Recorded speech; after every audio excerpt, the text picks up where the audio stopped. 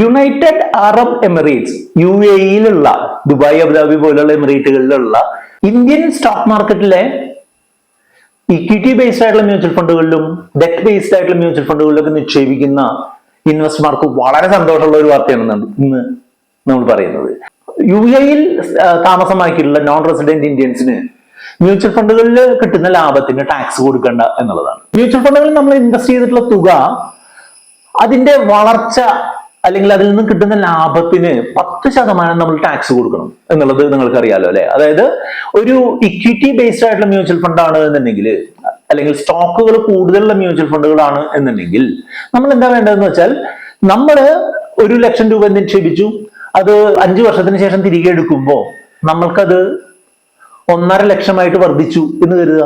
50,000 രൂപ നമ്മൾക്ക് അതിൽ നിന്നുള്ള വരുമാനം. നിങ്ങളൊരു NRI ആണ് എന്നുണ്ടെങ്കിൽ ഈ 50,000 രൂപയിൽ നിന്ന് 10% പ്ലസ് സർചാർജ് പിടിച്ചതിന് ശേഷം ബാക്കി എമൗണ്ട് മാത്രമാണ് നിങ്ങൾക്ക് തിരികെ തരിക. അതിനെയാണ് എന്ത് പറയാ, TDS അല്ലെങ്കിൽ ടാക്സ് ഡിഡക്റ്റഡ് അറ്റ് സോഴ്സ് എന്ന് പറയുക. അതായത് മ്യൂച്വൽ ഫണ്ടുകൾ എന്ന് പറഞ്ഞുള്ള ക്യാപിറ്റൽ അസറ്റ് വിൽക്കുമ്പോൾ ഉണ്ടാവുന്ന ക്യാപിറ്റൽ ഗെയിൻസിന് ടാക്സ് കൊടുക്കുന്നതിനെയാണ് ഈ ക്യാപിറ്റൽ ഗെയിൻസ് ടാക്സ് എന്ന് പറയുക. 1 വർഷത്തിന് ശേഷമുള്ള ഇക്വിറ്റി ബേസ്ഡ് ആയിട്ടുള്ള മ്യൂച്വൽ ഫണ്ടുകളിൽ നിന്ന് കിട്ടുന്ന ലാഭത്തിന്റെ 10%വും 1 വർഷത്തിനുള്ളിലാണ് നമ്മൾ വിൽക്കുന്നതെന്നുണ്ടെങ്കിൽ ലാഭത്തിന്റെ 15%മാണ് നമ്മൾ ടാക്സ് കൊടുക്കേണ്ടത്.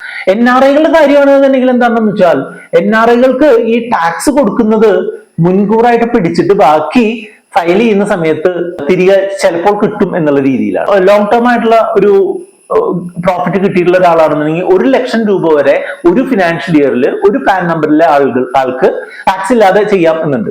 പക്ഷേ NRIകളായിട്ടുള്ള ആളുകൾക്ക് ഇപ്പോ ഈ 1,00,000 കണക്കൊന്നും നോക്കാതെ തന്നെ എന്ത് ചെയ്യും, പൈസ ഡിഡക്ട് ചെയ്യും, TDS ഡിഡക്ട് ചെയ്യും. അപ്പൊ അങ്ങനെ ഡിഡക്ട് ചെയ്തിട്ടുള്ള പൈസ നമ്മൾ കൊടുക്കാതിരിക്കാൻ നമുക്ക് നിയമപരമായിട്ട് അർഹതയുള്ളത് കൊണ്ട് തന്നെ, അത് മുൻകൂറായി പിടിച്ചു പോയിട്ടുള്ളത് കൊണ്ട് നമ്മൾ ടാക്സ് ഫയൽ ചെയ്തുകൊണ്ടാണ് അത് നമ്മൾ തിരികെ മേടിക്കാറുള്ളത്.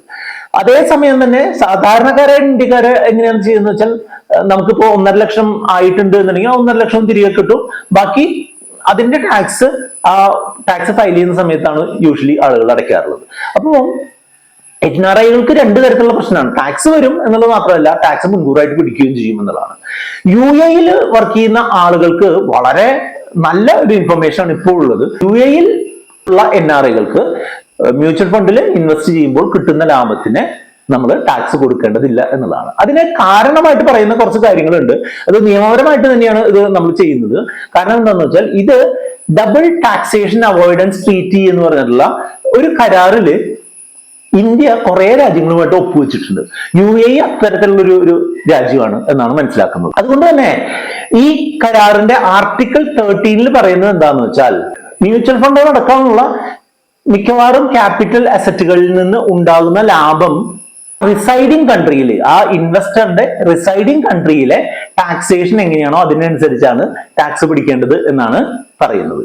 UAE-യിൽ അവിടുത്തെ ഇൻകം ടാക്സ് 0 ആണ് എന്നുള്ളത് കൊണ്ട് തന്നെ അവിടെ നിന്ന് നമ്മൾ ഇൻവെസ്റ്റ് ചെയ്യുന്ന ആളാണ്, അതാണ് നമ്മളുടെ കൺട്രി ഓഫ് റെസിഡൻസ് എന്നുള്ളതുകൊണ്ട് അവിടുത്തെ ടാക്സ് നിയമങ്ങൾ ആണ് നമുക്ക് ഫോളോ ചെയ്യേണ്ടത് എന്നുള്ളതുകൊണ്ട് UAE-യിൽ ഉള്ള ഒരു NRI ആണ് മ്യൂച്വൽ ഫണ്ടുകളിൽ ഇൻവെസ്റ്റ് ചെയ്യുന്നുണ്ടെന്നുണ്ടെങ്കിൽ നിങ്ങൾ നിയമപരമായിട്ട് നോക്കുകയാണെങ്കിൽ ടാക്സ് കൊടുക്കേണ്ടതില്ല എന്നുള്ളതാണ്. ഇത് വളരെ കുറച്ചു പേർക്ക് മാത്രം അറിയുന്ന ഒരു കാര്യമാണ് എന്നുള്ളതുകൊണ്ട് നിങ്ങളുടെ എല്ലാ NRI സുഹൃത്തുക്കൾക്കും ഇതൊന്ന് ഷെയർ ചെയ്ത് കൊടുക്കാനായിട്ട് മറക്കും. ഇത് ചെയ്യുന്നതിനുള്ള സ്റ്റെപ്പാണ് ഇനി ഞാൻ നിങ്ങളോട് പറഞ്ഞുതരാൻ പോകുന്നത്. ഒന്നാമത്തെ കാര്യം എന്താണെന്ന് വെച്ചാൽ, നിങ്ങൾ നിയമപരമായിട്ട് 183 അതിൽ കൂടുതലോ ദിവസം ഒരു ഫിനാൻഷ്യൽ ഇയറിൽ അവിടെ താമസിച്ചിട്ടുണ്ട് എന്നുള്ളതിന്റെ തെളിവുണ്ടായിരിക്കണം.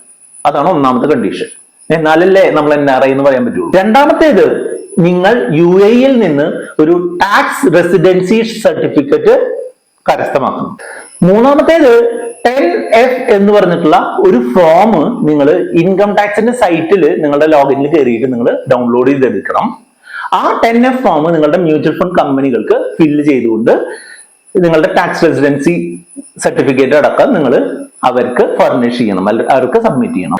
ഇങ്ങനെ ചെയ്തു കഴിഞ്ഞിട്ടുണ്ടെന്നുണ്ടെങ്കിൽ നിങ്ങൾ TDS പിടിച്ചിട്ടുള്ളത് റീഫണ്ട് തരാനും തുടർന്ന് TDS പിടിക്കാതിരിക്കാനും നിങ്ങൾക്ക് എലിജിബിലിറ്റി ഉണ്ടാവുന്നതായിരിക്കും. ഈ പ്രൂഫുകൾ ഉണ്ട് എന്നുണ്ടെങ്കിൽ, നമ്മൾ ടാക്സ് ഓൾറെഡി ഫയൽ ചെയ്തിട്ടുണ്ട് എന്നുണ്ടെങ്കിലും നമ്മളുടെ പഴയ ചില എലിജിബിൾ ആയിട്ടുള്ള ടാക്സ് റിട്ടേണുകൾ റിവൈസ് ചെയ്തുകൊണ്ട് അന്ന് നമ്മുടെ കയ്യിൽ നിന്ന് കൂടുതലായിട്ട് പിടിച്ചിട്ടുള്ള ടാക്സ് തിരികെ കിട്ടാനുള്ള അർഹതയുണ്ട്. ഇതിൽ എന്തെങ്കിലുമൊക്കെ ഒരു പ്രശ്നം വന്നു കഴിഞ്ഞാൽ നിങ്ങൾക്ക് ഏത് കോടതിയെയും സമീപിച്ചുകൊണ്ട് അതിനൊരു തീർപ്പുണ്ടാക്കാനുള്ള അർഹതയുണ്ട്. ടാക്സ് റെസിഡൻസി സർട്ടിഫിക്കറ്റ് കിട്ടുക എന്നുള്ളത് കുറച്ചൊരു ചടങ്ങ് പിടിച്ച പരിപാടിയാണ് എന്നുണ്ടെങ്കിലും നിങ്ങൾക്ക് നിയമപരമായിട്ട് നല്ല രീതിയിലുള്ള ഒരു ടാക്സ് സേവ് ചെയ്യുന്നതിനായിട്ട് നിങ്ങൾക്ക് തീർച്ചയായിട്ടും ഈ സ്റ്റെപ്പുകൾ ഫോളോ ചെയ്യാം. കൂടുതൽ അറിയുന്നതിനായിട്ട് നിങ്ങൾക്ക് ഒരു ടാക്സ് കൺസൾട്ടന്റിനെ കോൺടാക്ട് ചെയ്യാം.